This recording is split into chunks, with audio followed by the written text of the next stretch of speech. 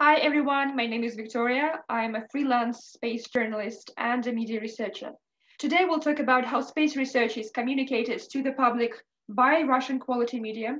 I'm going to present the results of a preliminary study in which I focused on the portrayal of Venus.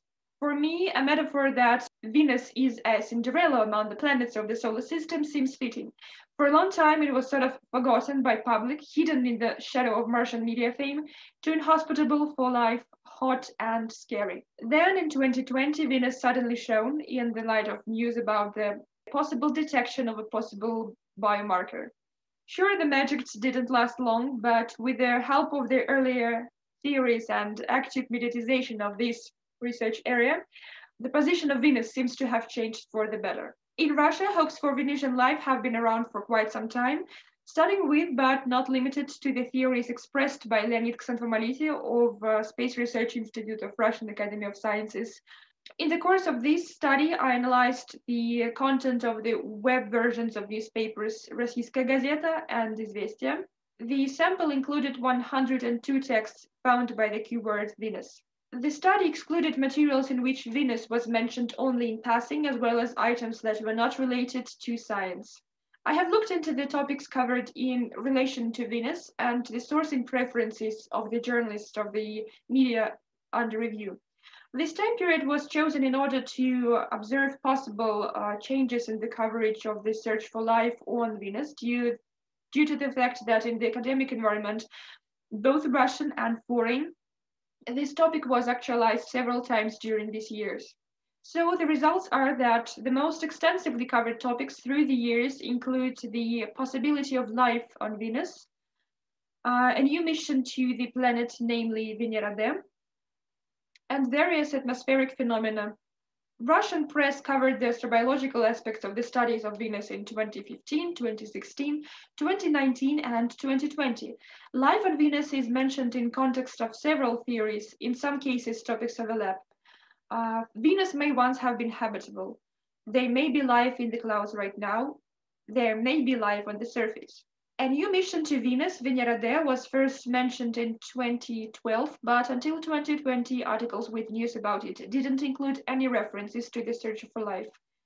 After the false positive results of phosphine detection, the topic of astrobiological tasks of the mission appeared in the majority of texts, which can be explained by the fact that scientists and officials started to publicly recognize the significance of such research.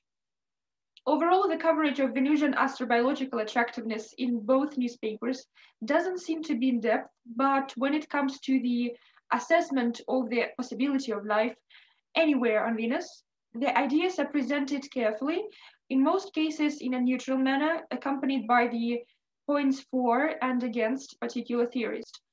The share of exclusive sources of information is exceptionally low, 19%. The sources referenced most often are in fact Russian news agencies, RIA Novosti and TASS, and the majority of quoted sources are Russian, while foreign ones constitute less than half of the total number of quotes. It seems that journalists prefer to cite agencies, not the original sources, even when the latter are open access documents or press releases of scientific organizations. However, of all the sources cited by the aforementioned agencies, Space Research Institute of Russian Academy of Sciences, again, is an absolute leader in terms of Venus-related news. Journalists of the studied newspapers rarely add comments of experts to the pieces devoted to Venus, which can lower the quality of published materials. Now, the main purpose of this study was not to identify errors in the materials of the selected newspapers. However, during the analysis, I've encountered a number of errors that were, to my opinion, reflecting bigger issues. For instance, in one of the news items published in the Rossiyskaya Gazeta, the eclipse was designated, and I quote, as an astrological phenomenon. It is also noteworthy that in Rossiyskaya Gazeta, which is the official newspaper of the government of the Russian Federation, horoscopes have been actively published throughout the study period. In one of the materials published in the Rossiyskaya Gazeta, the author, it seems, had problems while determining the professional titles of scientists and defined planetary scientists as astrophysicists, and I have seen that same mistake many times in other Russian media. And the cherry on top of the mentioned mistakes, My sample includes a short news piece about the cities on Venus. I included the translation of the text on the slide. Now I've checked that wasn't published on April Fool's Day. So one of the newspapers of the technically highest quality in Russia wrote about a colony on Venus. And let me tell you, when they say that Russian scientists have expressed doubt, they mean ufologists. And that's the quote they included. Careful selection of sources used in journalistic practice, the quantity and exclusivity of the information provided are among the most important indicators of the quality of news materials, as is the ability to pick a topic and understand the difference between the science and pseudoscience.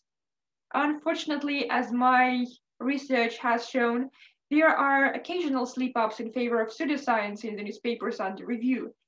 Now, everyone makes mistakes, but is it okay to make the ones that contradict science in the materials that are supposed to promote it? I guess with this rhetorical question, I'm going to finish my presentation. Thank you for your attention, and if there are any questions, I would be happy to answer them.